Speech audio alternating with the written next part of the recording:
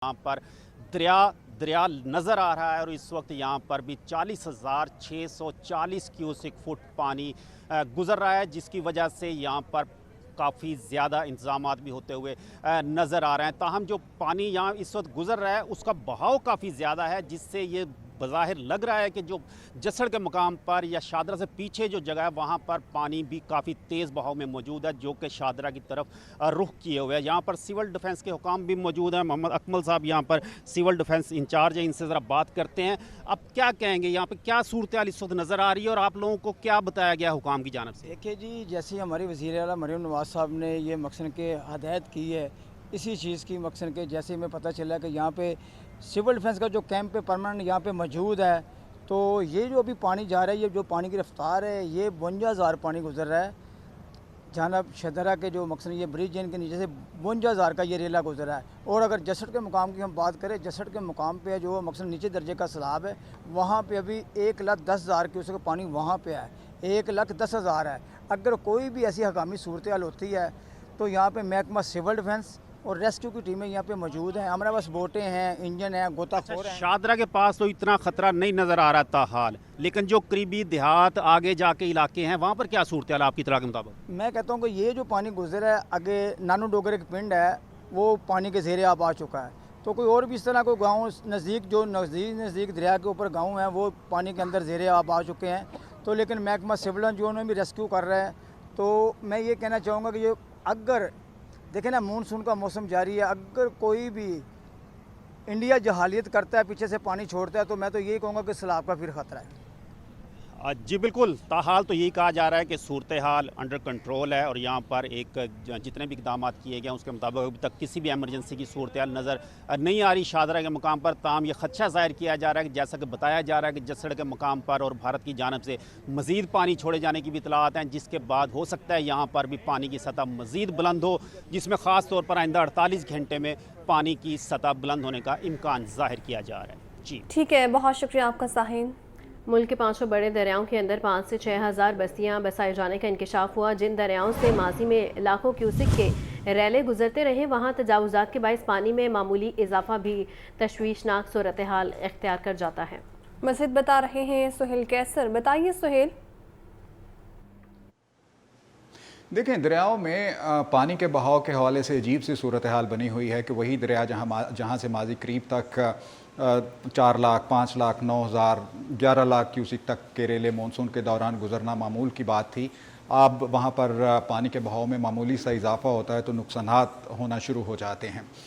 थोड़ी सी अगर मैं आपको तफसील बता दूं तो दरियाए सिंध में 1988 में 11 लाख क्यूसिक का रेला गुजरा और इसी तरह दरियाए चनाब में कादराबाद के मुकाम पर 1992 में तकरीबन 9 लाख क्यूसिक का रेला गुजरा और दरियाए रावी में भी 1988 तक 4 लाख से लेकर तकरीबन 6 लाख क्यूसिक तक के रेले गुजरते रहे हैं। और यही सूरत हाल दरियाए सतलुज की भी है कि वहाँ पर भी 1988 तक 4 लाख से लेकर 6 लाख क्यूसिक तक के रेले गुजरते रहे हैं। लेकिन अब क्या है कि दरियाए सतलुज में पानी आया है और उसकी मिक़दार में इजाफा भी रिकॉर्ड किया जा रहा है, लेकिन इसके बावजूद एक गलगला मच गया है जी कि पानी बस्तियों में दाखिल हो गया है, पानी फसलों में दाखिल हो गया है। तो इसकी एक जो बड़ी वजह सामने आई है कि PDM पंजाब की तरफ से जदीद टेक्नोलॉजी के साथ जो मुख्तलिफ दरियाओं का सर्वे किया गया है उसमें एक इंकशाफ हुआ है। अभी तक ये सर्वे मुकम्मल नहीं हुआ, ये बात जहन में रखिएगा।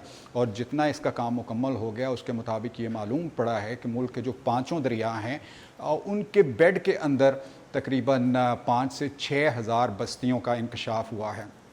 और वो ये बस्तियां सिर्फ कायम ही नहीं हैं दरियाओं में, बल्कि वहाँ पर जो बिजली फ़राहम करने वाले इदारे हैं उन्होंने बिजली तक भी फ़राहम कर दी है। मतलब ये सोचे समझे बगैर कि ये दरियाओं की जगह है जहाँ पर ये बस्तियाँ आबाद की गई हैं, तो इसके बावजूद उनको बिजली तक फ़राहम की गई है और दीगर भी कुछ सहूलतें उनको दी गई हैं। और अगर इन हालात का अदराक नहीं किया गया, इन तमाम अवामिल का सद्जवाब नहीं किया गया, तो फिर प्रीवियसली आने वाले अयाम के दौरान या आने वाले सालों के दौरान सूरत हाल मज़ीद संगीन होगी। ठीक है सोहेल, बहुत शुक्रिया। और नासिन दरिया रावी में सैलाबी रेले से सुंदर के नवाही इलाकों में हज़ारों एकड़ फसलें सरेआब आ गई हैं, जबकि नानो डोकर में हिफाजती बंद टूटने के करीब है। इलाका मकीन खौफ सता है। किसानों का कहना है कि सैलाब से हमारी हज़ारों एकड़ फसलें तबाह हो चुकी हैं। अभी तक ज़राए इंतज़ामिया ने कोई राबता नहीं किया। मज़ीद जानते हैं अताउल्लाह से। अता बताइएगा।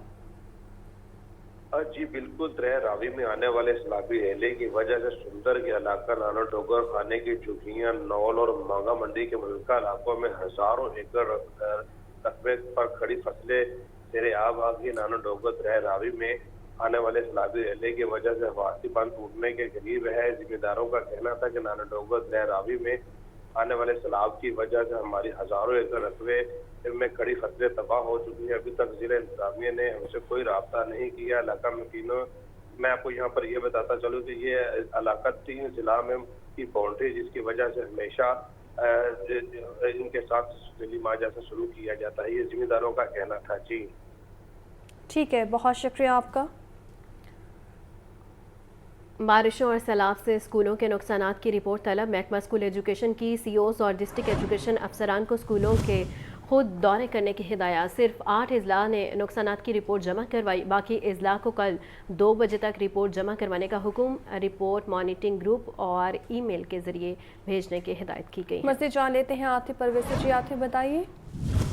हाँ जी बिल्कुल, पंजाब में जो है बारिशों का सिलसिला जारी है और बारिशों से जो तालीमी इदारों को नुकसान कितना हुआ है, इस हवाले से अब स्पेशल एजुकेशन की जानिब से रिपोर्ट तलब कर ली गई है। तमाम जो डीजीज हैं, उसके साथ साथ जो स्कूल सरबराहान हैं इदारों के, उनको ये हिदायत की गई है कि फौरी तौर पर जो अदारों को बारिश की वजह से नुकसान की रिपोर्ट फराहम की जाए। स्पेशल एजुकेशन के अफसरान ज़ाती तौर पर स्कूल विजिट करें। विजिट के दौरान हालिया बारिशों से होने वाले नुकसान का जायजा लें।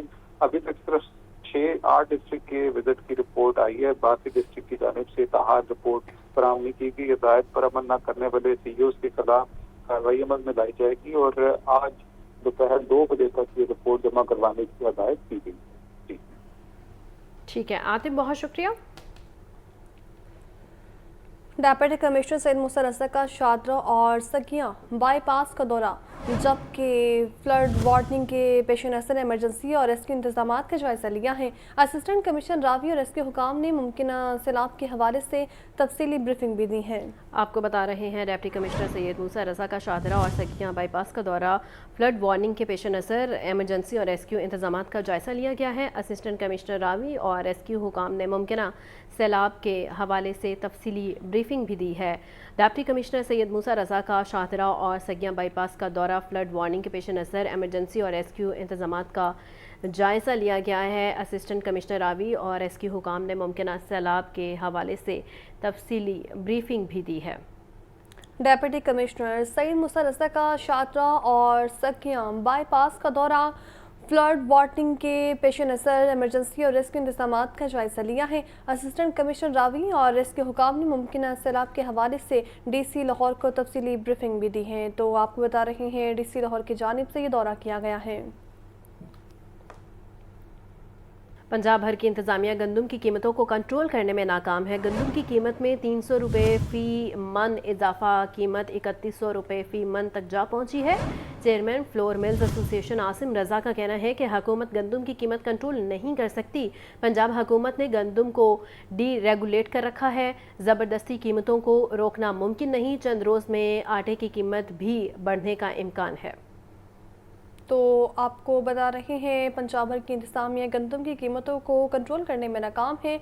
और आपको बताएं कि गंदम की कीमत के हवाले से खबर है कि गंदम की कीमत में 300 रुपये फ़ी मन इजाफा, कीमत 3100 रुपये फ़ी मन तक जा पहुंची है। चेयरमैन फ्लोर मिल्स एसोसिएशन का इस मुताबिक कहना है कि हुकूमत गंदम की कीमत कंट्रोल नहीं कर सकती। हुकूमत पंजाब ने गंदम को डी रेगुलेट कर रखा है। ज़बरदस्ती कीमतों को रोकना मुमकिन नहीं है। चंद रोज़ में आटे की कीमत में बढ़ने का इम्कान जाहिर किया गया है।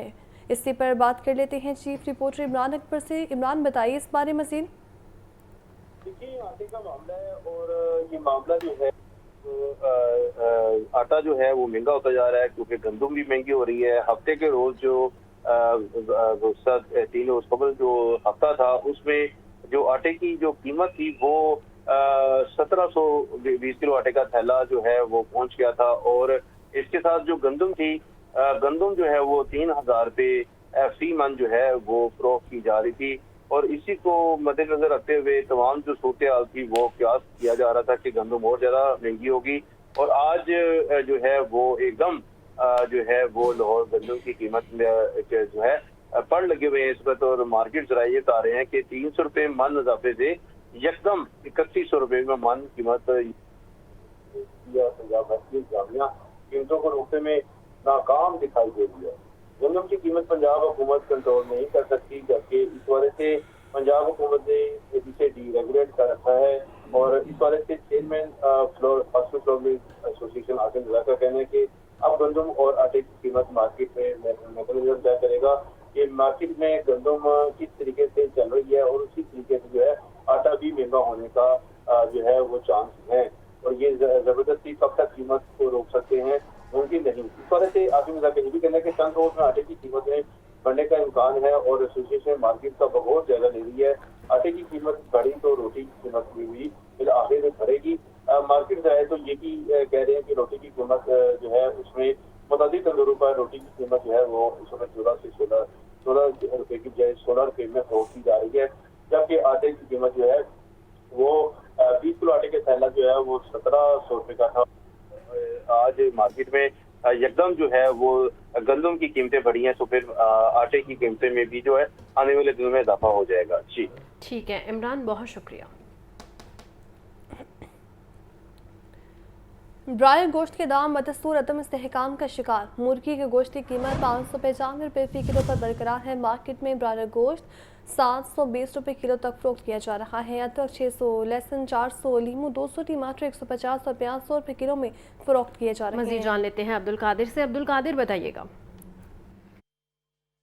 आज बिल्कुल ब्रायलर की कीमतों के हवाले से बात की जाए तो सरकारी रियलिस्टें जो हैं वो तो गुज़िश्ता कई हफ्तों से बाद ब्रायलर गोश्त की कीमत 595 रुपये फ़ी किलो की सतह पर बरकरार है और उसमें कीमतों में कोई रद्दबदल नहीं किया जा रहा। लेकिन मार्केट में जो ज़िंदा ब्रायलर की सप्लाई है वो बुरी तरह मुतासिर हो चुकी हुई है, जिसकी वजह से ब्रायलर गोश्त जो है वो 700 से 720 रुपये फ़ी किलो तक पहुंच चुका हुआ है। अगर ज़िंदा ब्रायलर की कीमत पर बात की जाए तो ज़िंदा ब्रायलर की जो फार्म गेट रेट है, यानी कि फार्मर की जानिब से जो ज़िंदा ब्रायलर की कीमत जो सप्लायर को फ्राहम करनी है वो 383 रुपये फ़ी किलो है, लेकिन इस वक्त 450 रुपये फ़ी किलो तक किया जा रहा है। इसी तरह होल सेल ज़िंदा ब्रायलर की कीमत जो है 397 रुपये फ़ी किलो मुकर्रर की गई है, लेकिन 470 रुपये फ़ी किलो तक इन दुकानों पर ज़िंदा ब्रायलर जो है वो सप्लाई किया जा रहा है, यानी कि 70 से 75 रुपये फ़ी किलो तक इजाफी जो है वो चार्ज किया जा रहा है, जिसकी वजह से ब्रायलर गोश्त की कीमतों में मुसलसल इजाफा है। और दीगर अशिया खुरनोश के हवाले से बात की जाए तो जो सरकारी रिलीज जारी की गई सब्जियों की उसमें 5 सब्जियां महंगी की गई हैं। टमाटर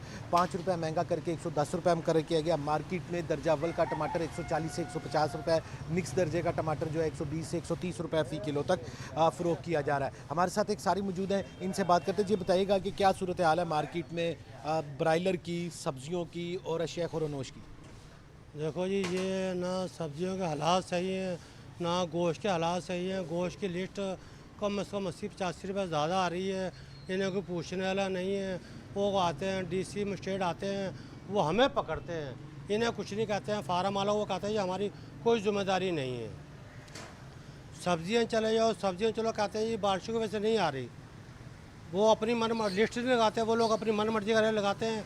लोग आते हैं, उनके पास उनका महीना लगा हुआ है, वो नहीं बोलते, पहले उठा के ले जाते थे, उनको कोई नहीं उठा रहा अब। आज बिल्कुल आपने जो है वो सारी की गुफ्तगू जुनीन का कहना है कि जो महंगाई है वो मुसलसल बढ़ती जा रही है। ब्रायलर गोश्त जो है वो महंगा है, सप्लायर जो है वो महंगी सप्लाई फ्राहम कर रहे हैं। इसी तरह जो सब्जियों वाले हैं उनकी जानिब से भी ओवर चार्जिंग की जा रही है। फल जो हैं, जो मेयारी फल हैं, वो लोगों की क़ुव्वत ख़रीद में नहीं आ रहे हैं। जो गले सड़े या मिक्स दर्जे के फल हैं वो सस्ते हैं, लेकिन वो भी शहरी जो हैं वो ख़रीदने से कासिर हैं।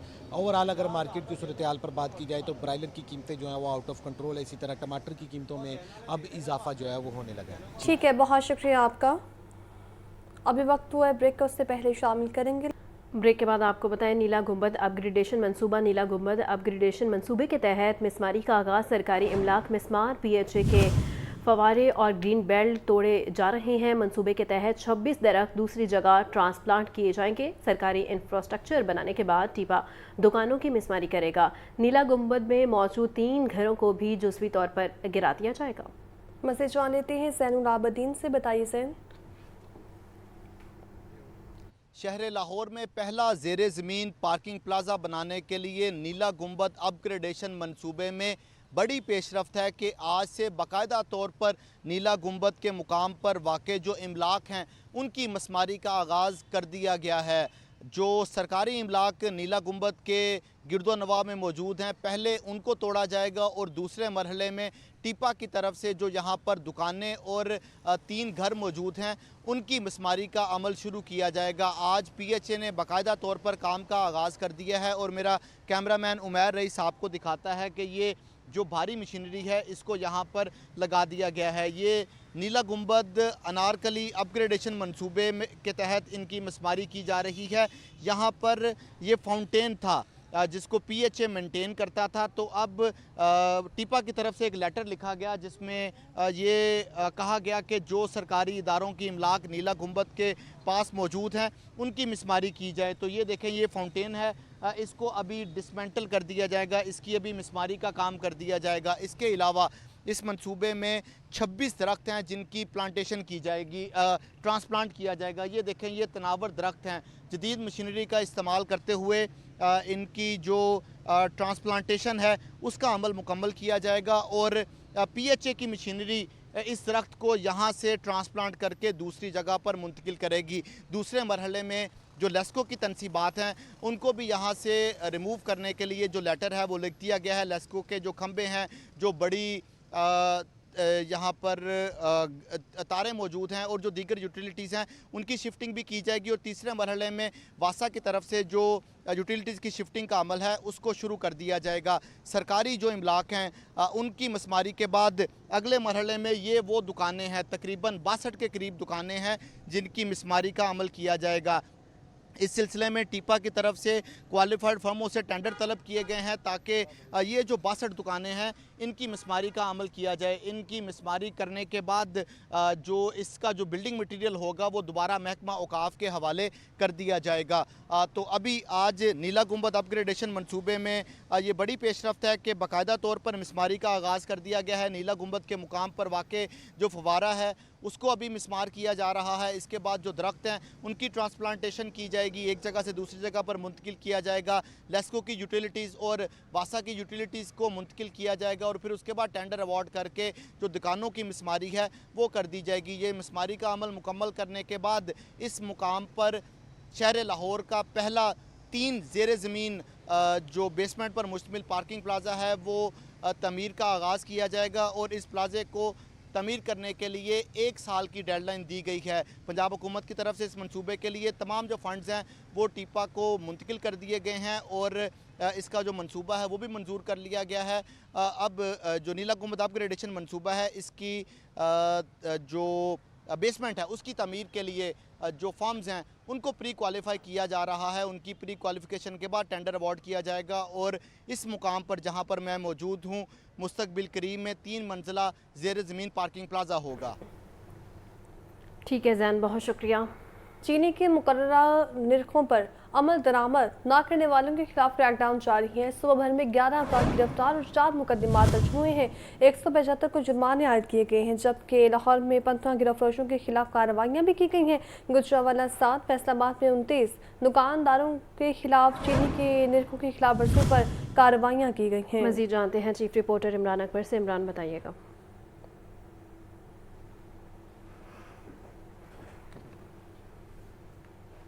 इमरान से राबता बहाल करने की कोशिश करेंगे। चीनी के मुकर्रर करदा निर्खों पर अमल दरामद न करने वालों के खिलाफ क्रैकडाउन जारी है। सूबा भर में 11 अफराद को गिरफ्तार कर लिया गया है और 4 मुकदमा दर्ज करके 175 को जुर्माने आयद किए गए हैं। लाहौर में 15 गिरा फरोशों के खिलाफ कार्रवाइयाँ की गई हैं। गुजरांवाला 7 और फैसलाबाद में 29 दुकानदारों के खिलाफ चीनी के निर्खों के खिलाफ वर्जी पर कार्रवाइयाँ की गई हैं। चीनी के मुकर्रर करदा निर्खों पर अमल दरामद न करने वालों के खिलाफ क्रैकडाउन जारी है। सूबा भर में 11 अफराद गिरफ्तार, 4 मुकदमा दर्ज, 175 को जुर्माने आयद किए गए हैं। लाहौर में 15 गिरा फरोशों के खिलाफ कार्रवाइयाँ भी की गई हैं। गुजरांवाला 7 और फैसलाबाद में 29 दुकानदारों के खिलाफ चीनी के निर्खों पर खिलाफ वर्जी पर कार्रवाइयाँ की गई हैं। बदामी बाग में CCD से मुबैना पुलिस मुकाबले में 2 मुलजिमान हलाक। पुलिस के मुताबिक मोटरसाइकिल सवारों को रुकने का इशारा किया तो मुलजिमान ने फायरिंग कर दी। क्रॉस फायरिंग में 2 मुलजिमान मारे गए, 2 फरार हो गए। मुलजिमान की शनाख्त राशिद और ज़िशान के नाम से हुई। लाशों को पोस्टमार्टम के लिए मुर्दाखाने भिजवा दिया गया। मज़ीद तफसीलात जान लेते हैं मुदस्सिर हुसैन से। जी मुदस्सिर। जी बिल्कुल, बदायूं में सिटी से जो है वो डाकुओं और सिटी का मुबीना पुलिस मुकाबला हुआ, जिसके दौरान जो है वो 2 मुलजमान हलाक हुए हैं। मोटरसाइकिल सवार को दूसरी दजमन का कहना है कि रुकने का इशारा किया तो मुलजमान ने फायरिंग कर दी।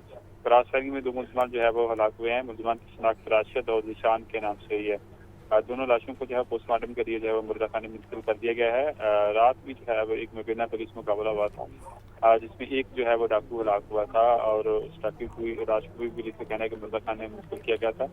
तीनों लाशों का जो है पोस्टमार्टम का अमल के बाद पुलिस कहना है कि वर्षा के हवाले किया जाएगा। ताहल वर्षा को जो है वो तलाक कर दी गई है, लेकिन वर्षा जो है वो लाशें लेने के लिए नहीं पहुंचे हैं। तो पुलिस का कहना है कि कानूनी कार्रवाई की जा रही है। बाकी का मुकदमा भी जो है वो दर्ज किया जा रहा है और मुकदमा दर्ज करने के बाद लाशों के पोस्टमार्टम का जो अमल है वो मुकम्मल किया जाएगा, जिसके बाद लाशों को वर्षा के हवाले किया जाएगा। जी ठीक है मुदस्सिर, साथ ही मौजूद रहिएगा।